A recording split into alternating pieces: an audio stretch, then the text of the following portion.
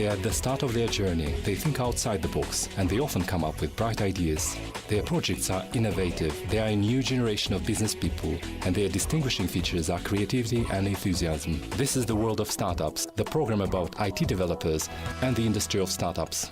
Здравствуйте, в эфире. Hello and welcome to the World of Startups, a TV program about technologies that are dramatically changing the world. Today we focus on startups that make life easier to people with special requirements. Watch in this episode.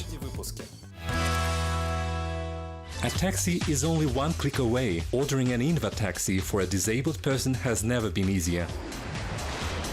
Smart devices help people with special requirements forget about their disabilities. How is it possible to help someone with seeing impairments to see the world in all colors? The first cyborg man in the world, Neil Harbison, talks about his invention.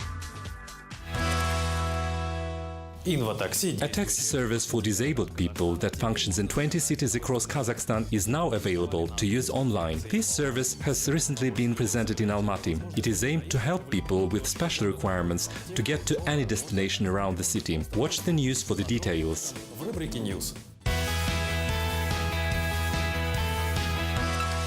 The Inva taxi service is available in 20 cities across Kazakhstan, and the service is free of charge for the passenger. The taxi fare will be covered by the city authorities. In the recent past, it was only possible to order a taxi on the phone. Now it's available online.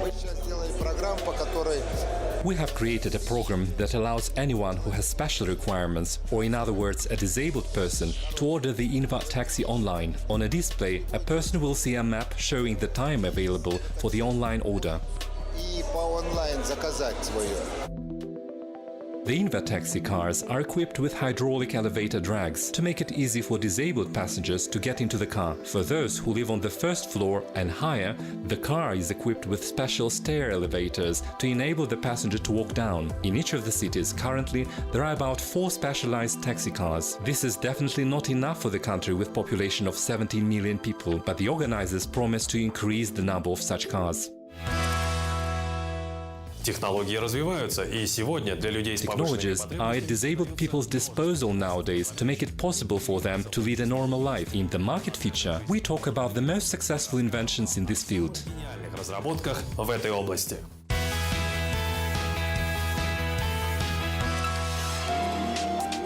Kangaroo is a unique car designed specially for wheelchair drivers. The driver won't have to leave the wheelchair to get into the car. Getting into the car is easy. The only door is opened with the help of a remote control. Inside the car, a wheelchair is fixed, and off you go. The Kangaroo car is also environmentally friendly, as it is a completely electrical car. It is easy to park in large cities, as it doesn't take much space. The car was designed in Hungary. Currently, it is being produced in the Community Car Company in Texas. The announced price of the car is $25,000.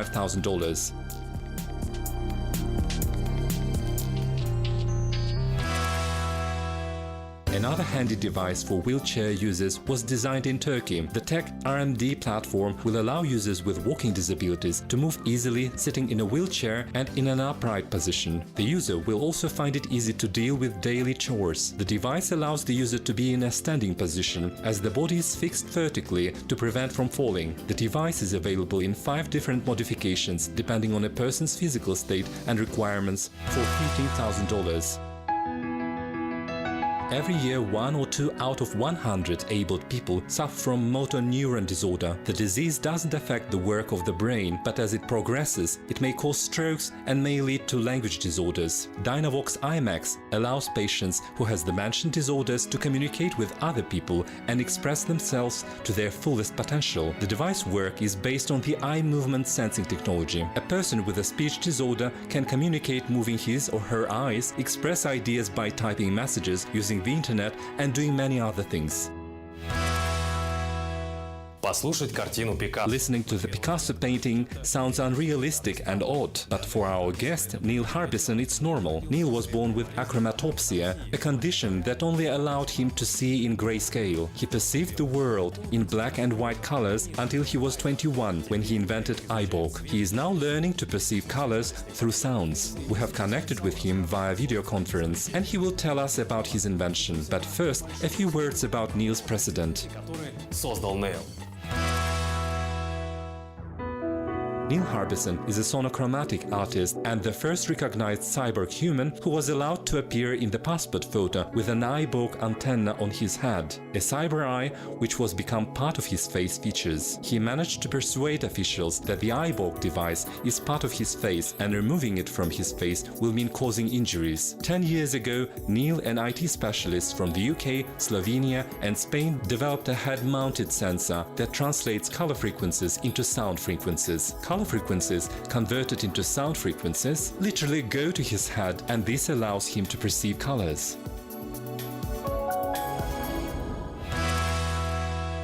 Hello, Neil.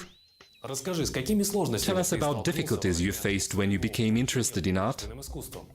I decided to study art because I realized that it's impossible to ignore color. Even if you study literature, you will find the name of a color in many poems and in many books. Also, if you study chemistry, there's also lots of color, different components that have color. If you study geography, maps use color as well. So color is in all subjects. It's not only in art. So I thought that maybe the best thing would be to study art so that I could discover what I was missing. And studying art, I learned more about color theory, and I learned about how color is created, and it actually helped me understand better what I couldn't see.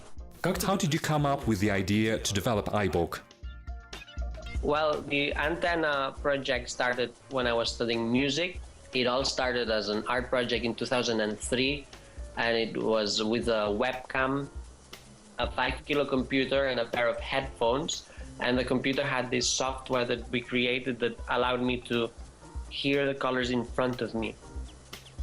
So it was a way of being able to discover color and to sense color through sound. But then through the years, I kept collaborating with other people to make it smaller, because the aim for me was to have a body part that would allow me to perceive colors. And I kept developing it smaller until now that it's just this antenna that goes inside the bone, and then I hear color through bone conduction. And it's a small chip, it's not a computer anymore. How does it feel to perceive the world through eyeborg?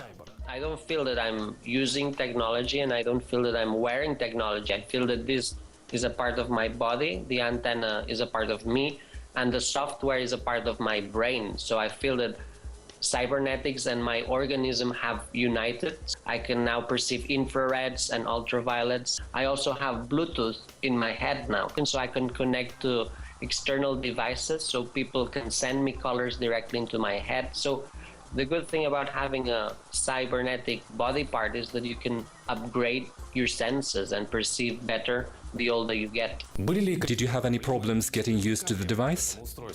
At the beginning, it took like 5 months for my brain to get used to all this color input, because I keep hearing color everywhere all the time. So it's a lot of information. And then getting used to the body part, which is having an antenna, is also something that took maybe 3 months, because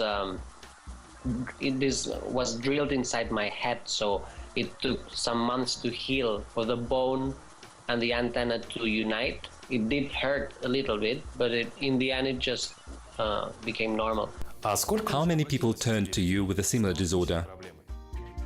Well, it's not problems. It's just people that want to extend their senses. So there's lots of people that want to perceive infrared and ultraviolet, so they're interested in the antenna, because also using bone conduction here allows you to hear more than air conduction.